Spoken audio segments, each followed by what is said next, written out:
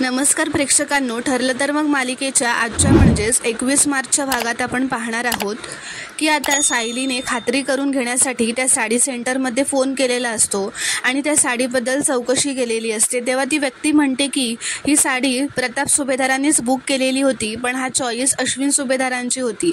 तर आता सायली फोन ठेवते व मनातच म्हणते, म्हणजे प्रिया आणि अश्विन भाऊजी आज कोर्टात लग्न करतायत। ती प्रिया अश्विन भाऊजींचं आयुष्य उद्ध्वस्त करेल, या घराचा सत्यानाश करेल। ती काहीही करून मला हे लग्न थांबवायला हवं। तर आता अर्जुन हा प्रिया जिथे फोनवर बोलत उभी असते तिथे जाणारच असतो, पण तेवढ्यातच त्याचा एका व्यक्तीला धक्का लागतो आणि त्याच्या हातातले फाईल्स खाली पडतात। तो फाईल उचलून मागे वळून बघतो तर तेवढ्यातच प्रिया तिथून निघून गेलेली असते आणि तिथे प्रियासारखीच तयार झालेली एक दुसरी मुलगी असते। तर आता अर्जुन पुढे येऊन म्हणतो, अच्छा, मला वाटलं ही तन्वीच आहे। इथे तन्वी मनातच म्हणत असते, आज हे लग्न झालंच पाहिजे। ही माझ्यासाठी करो या मरो अशी सिच्युएशन झाली आहे। हे लग्न करायचं तरी नाही करायचं तरी, नाहीतर महिपतच्या हातून मरायचं, हे ठरलेलंच आहे। तर आता इथे सायली ही रिक्षा पकडून कोर्टात जायला निघालेली असते आणि ती अर्जुनला फोन करत असते, पण अर्जुनचा फोन लागत नसतो। तर आता इथे पूर्णाचीही तन्वीसाठी लग्न करून आल्यानंतर दागिने काढून ठेवते व प्रतापला फोन करते की लग्न झालं की नाही अजून, असं विचारायला ती फोन करते। तर प्रताप तिला फोनवर सांगतो की अगं आई, तो फुलं आणि हारवाला अजून आलेला नाही आहे, त्यालाच फोन करत होतो, तो आता वाटेतच येतोय। तर इथे आता पूर्णाची विमलला सांगत असते की ती आपली सगळी चांदीची ताटं आहेत ना, ती काढून ठेव, घासून ठेव आणि आज गाजराचा हलवा कर आणि तो फुलवाला आहे ना त्याच्याकडून भरपूर फुलं मागवून ठेव, स्वागताला लागतील। तर विमल विचारते कोणाच्या, तर पूर्णाची म्हणते नसत्या चौकशा करू नको, सांगितलंय ते कर। तर इथे प्रतिमा सगळ्यांना म्हणते की आता तरी आपण रविराज आणि सायली व अर्जुनला सांगूयात का, आता ते हे लग्न थांबवू शकणार नाही आणि आपल्यालाही त्यांना सांगितल्याचं समाधान मिळेल। तर प्रिया म्हणते कशाला हवंय ते समाधान, म्हणजे ती रिस्क आहे ना, असं ती लगेच शांत होऊन म्हणते। लग्न झालं की सगळ्यांना कळणारच आहे आई। तर आता सायली ही कोर्टात पोहोचलेली असते, तर कल्पना व प्रतिमाला समजावत असतात की अगं प्रतिमा, तू कशाला काळजी करतेस, लग्न झाल्यावर आपण सांगणारच आहोत सगळ्यांना। तर आता वकिलाने प्रिया व अश्विनला सही करायला सांगितलेलं असतं, पुढे बोलावलेलं असतं। त्यांची सही झाल्यानंतर त्यांच्या दोन्ही साक्षीदारांना सही करायला सांगतात। तर आता सायली वर जिन्यांवर धावतच त्यांच्याजवळ पोहोचतच असते। तर आता कल्पना अश्विनला ते मंगळसूत्र काढून देते व प्रियाला घालायला सांगते। तर आता अश्विन प्रियाला मंगळसूत्र घालतो। ते वकील म्हणतात, आता तुम्ही दोघं कायद्याने नवरा बायको आहात। आता प्रिया मनातच म्हणते, मर मेहनत करून मी सुभेदारांची सून झालेच, आता ना महिपत ना तो नागोबा आणि नाही सायली अर्जुन, माझं कोणीच वाकडं करू शकणार नाही। तर आता लग्न झाल्यानंतर सगळे कोर्टाच्या बाहेर येतात, तेव्हा प्रिया म्हणते, आई मला खूप वाईट वाटते ग, माझ्या लग्नात माझेच बाबा नव्हते, पण आपल्याकडे दुसरा पर्यायच नव्हता ना। तर प्रतिमा म्हणते, तन्वी, तुझं लग्न पाहणं हे तुझ्या बाबांचं खूप मोठं स्वप्न होतं ग, नंतर त्यांना हे कळल्यानंतर खूप वाईट वाटणार आहे। तर आता कल्पना प्रतिमाला म्हणते, तुम्ही दोघी अशा पाठवणीच्या गोष्टी काय करताय, अगं प्रतिमा तू येतेस ना घरी आमच्यासोबत। तर प्रतिमा म्हणते, मी आता लेकीच्या सासरी कशी येऊ सारखं। तर आता कल्पना म्हणते, अगं असं का म्हणतेस, तिच्या सासराआधी ते तुझंही माहेर आहे आणि तुला तन्वीसोबत थोडा जास्त वेळ घालवता येईल ना, म्हणून तरी चल आमच्यासोबत। तर आता प्रतिमा यायला तयार होते। तर प्रतापला अर्जुनची गाडी दिसते, तो म्हणतो अर्जुनची गाडी समोरच दिसते, म्हणजे अर्जुन इथेच कुठेतरी असणार, आपल्याला लवकरात लवकर निघायला हवं, असं म्हणत आता ते गाडीत बसून निघून जातात। तर आता सगळे सुभेदार निघाल्यानंतर अर्जुनही कोर्टाच्या बाहेर येतो व गाडीत बसून निघून जातो। मात्र सायली ही अजून कोर्टातच असते व प्रिया अश्विन यांना शोधत असते। तर इथे महिपत व नागराज प्रियाला फोन करत असतात, पण तिचा फोन लागत नसल्यामुळे त्यांची खूप चिडचिड होत असते। नागराज म्हणतो कुठल्या तरी कॉलेजच्या फॅशन शोला जाते म्हणून सांगून गेली असं सुमन सांगत होती।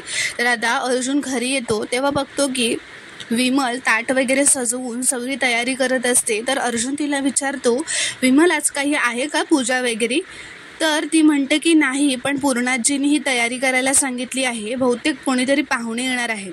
तो म्हणतो, तो सायलीला शोधत असतो। आता तो वर त्यांच्या खोलीत जातो, तर तिथेही सायली त्याला दिसत नसते. तर तो खाली येऊन विमलला विचारतो.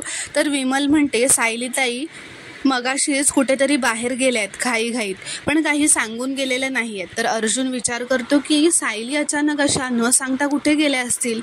मधुभाऊंना तर काही झालं नसेल ना, म्हणून तो धावतच आता मधुभाऊंच्या खोलीत आउट हाऊसमध्ये जातो.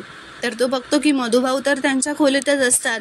ते बघून आता अर्जुन पुन्हा बाहेर येतो व सायलीला फोन लावतो, पण तिचा फोनही लागत नसतो. तर आता अर्जुन बघतो की सायली धावतच घरी येत असते. त्यांच्या घराच्या गेटमधून ती धावतच येत असते. आता तोही बाहेर जाऊन तिला विचारतो, कुठे होतात सायली तुम्ही? मी किती फोन केले तुम्हाला? तर ती म्हणते, सांगते अहो, सगळं सांगते. खूप मोठा प्रॉब्लेम झाला आहे. आता ती त्याला सगळं सांगणारच असते, पण तेवढ्याचंच आता अश्विन व प्रिया आणि सगळी फॅमिली गेटमधून आत येत असतात. अश्विन व प्रियाच्या गळ्यात तो हार बघून आता अर्जुन व सायलींना खूपच मोठा धक्का बसतो. तर आता पूर्णाजी दारात येते व म्हणते, या तुमचीच कधीपासून वाट बघते. कल्पना म्हणते, विमल तन्वीसाठी माप तयार कर आणि ओवाळायला ताट घेऊन ये, मी येतेच आहे आतमध्ये. ती म्हणते, आज माझ्या नवीन सुनेचा गृहप्रवेश आहे ना, असं ती सायलीकडे बघूनच टोमण्याने म्हणते. तर आता सायली म्हणते, तुम्ही खूप मोठी चूक करून बसलायत अश्विन भाऊजी. तर आता कल्पना म्हणते, हे सांगणारी तू कोण आहेस ग? तुला काय चूक काय बरोबर यातला फरक तरी कळतो का? आणि घराबाहेर लोकांनी यात पडायची काही गरज नाही आहे, असं प्रताप म्हणतो. तर अर्जुन म्हणतो, मीही घराबाहेरच आहे का डॅड? मी काही बोलायला नको आहे का आता? तर अश्विन म्हणतो, काय बोलणार होतंस तू? की मी हे लग्न करायला नको होतं? तन्वी किती वाईट मुलगी आहे हेच ना? आणि फक्त तुझी बायको किती चांगली आहे हेच? तर आता अर्जुन म्हणतो, अश्विन ही कधीपासून आपल्या घरात घुसण्याचा प्रयत्न करते आणि यामागे हिचा फक्त आणि फक्त स्वार्थ आहे. माझ्याशी लग्न करता नाही आलं म्हणून आता तुला फसवलंय हिने. तर आता अश्विन जोरातच ओरडून म्हणतो, दादा माझ्या बायकोबद्दल बोलतोयस तू आणि इतका तोल सोडू नकोस की माझा तुझ्यावर हात उचलेल. तर आता प्रतिमा त्याला म्हणते, अश्विन तू तुझ्या भावाशी बोलतोयस? तर अश्विन म्हणतो, मग हे त्यांनीही लक्षात ठेवायला हवं ना प्रतिमा आत्या. तर आता अर्जुनला खूप वाईट वाटतं. तो म्हणतो, अश्विन तू माझ्यावर हात उचलणार आहेस या मुलीसाठी?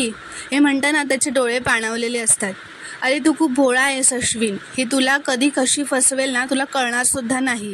तर सायली म्हणते, अश्विन भाऊजी तुम्ही हिच्याशी लग्न करायला तयारच कसे झालात?